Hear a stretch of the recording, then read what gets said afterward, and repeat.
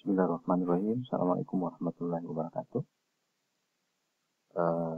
Insya Allah hari ini kita akan belajar mata kuliah kesehatan masyarakat atau dalam bahasa Inggrisnya public health.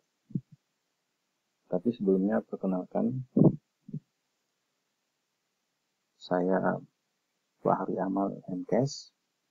Ini foto saya. Saya biasa dipanggil Ari. Pendidikan terakhir saya S2 Kesehatan Masyarakat dari Fakultas Kesehatan Masyarakat Universitas Hasanuddin, peminatan Administrasi dan Kebijakan Kesehatan, atau yang biasa disingkat dengan AKK. Saya statusnya sudah menikah, memiliki seorang putri. Kemudian kalau Anda mau menghubungi saya, berdiskusi tentang materi ini ataupun materi-materi selanjutnya, silahkan kontak saya di media sosial maupun di nomor yang tertera di layar Anda. Oke, baik guys, kita masuk materi hari ini ya.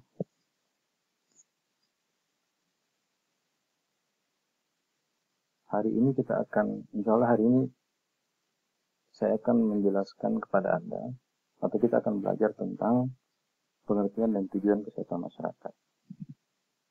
Di dalamnya nanti akan ada sejarah kesehatan masyarakat, kemudian perkembangan kesehatan masyarakat, lalu pengertian kesehatan masyarakat, dan ditutup dengan tujuan kesehatan masyarakat. Jadi untuk materi hari ini, untuk materi pertama ini, saya membaginya menjadi 2 video. Video pertama itu saya akan menjelaskan kepada Anda sejarah kesehatan masyarakat dan perkembangan kesehatan masyarakat. Terus nanti insya Allah di video kedua, saya akan menjelaskan atau kita akan belajar sama-sama tentang pengertian dan tujuan kesehatan masyarakat. Kita lihat materi yang pertama.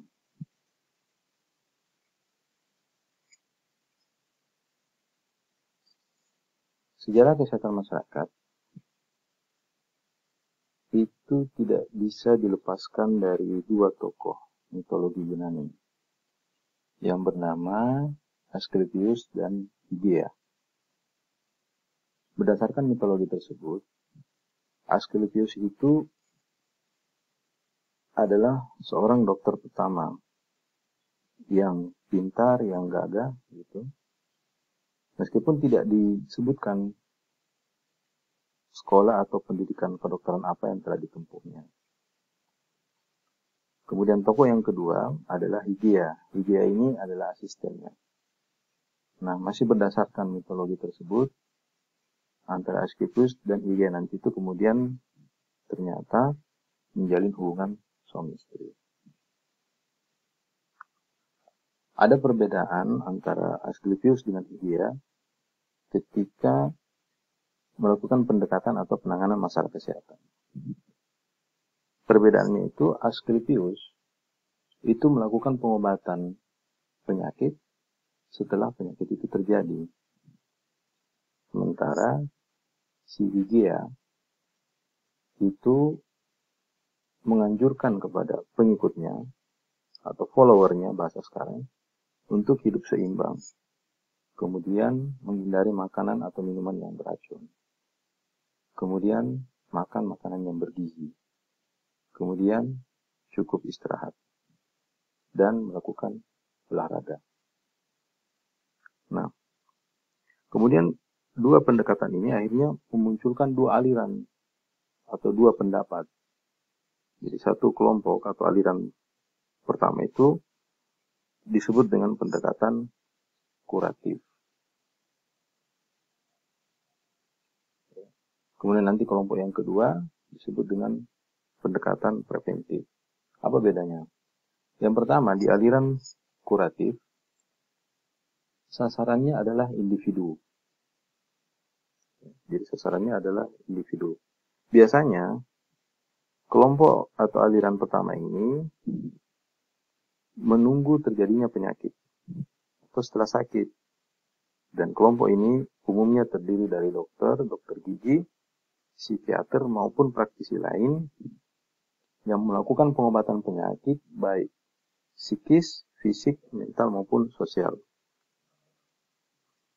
Kemudian yang kedua, antara petugas dengan pasien itu cenderung ada jarak atau berjauhan. Ya. Kemudian yang ketiga, aliran pertama ini cenderung reaktif. Reaktif artinya hanya menunggu masalah datang. Kalau tidak ada pasien datang, berarti dianggap tidak ada masalah.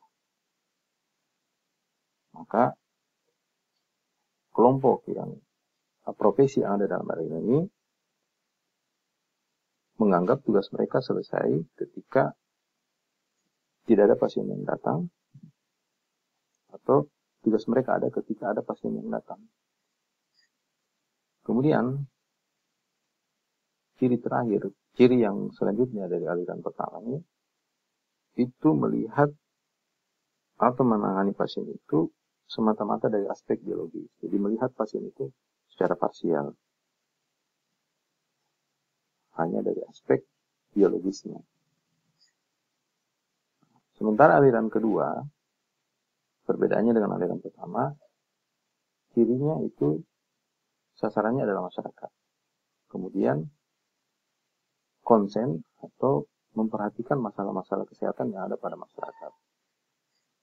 Kemudian yang ketiga, antara petugas dengan masyarakat itu adalah mitra, saling bermitra, saling membutuhkan satu sama lain.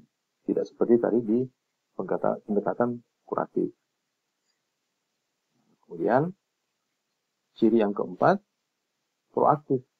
Artinya sebelum masalah datang, petugas kesehatan masyarakatnya itu turun ke lapangan untuk mencari masalah.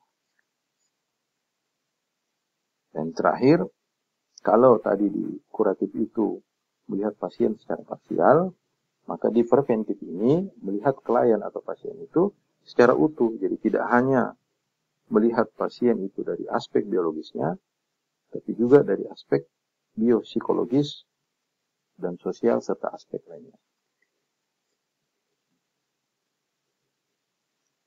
Kemudian, perkembangan kesehatan masyarakat itu bagi dua. Yang pertama, periode sebelum ilmu pengetahuan. Di zaman ini, sebenarnya penanganan masalah kesehatan itu sudah ada. Tetapi belum sekompleks ketika ilmu pengetahuan. Setidaknya di zaman Babilonia, Mesir, Yunani, dan Romawi itu telah ada dokumen dan peraturan tertulis tentang sanitasi. Misalnya pembuangan air limbah, drainase, pengaturan air minum, pembuangan kotoran, dan seterusnya. Yang uniknya di zaman ini, ya, misalnya pada saat itu masyarakat membuat sumur. Alasannya karena minum air kali atau air sungai yang mengalir itu, yang airnya sudah kotor itu rasanya tidak enak. Alasannya bukan karena minum air kali itu bisa menyebabkan penyakit. Nah, itu salah satu keunikannya. Kemudian, zaman ilmu pengetahuan, akhir abad 18 sampai dengan awal abad 19, masalah kesehatan itu kemudian dipandang sebagai masalah yang sudah kompleks. Pada abad ini, mulai ditemukan penyebab penyakit dan vaksin. Di antaranya, Louis Pasteur menemukan vaksin penyakit cacar, Joseph Lister menemukan asam karbon, dan seterusnya. Oke guys, demikian penjelasan untuk materi yang pertama ini. Mudah-mudahan bisa dipahami. Sekian dan terima kasih. Assalamualaikum warahmatullahi wabarakatuh.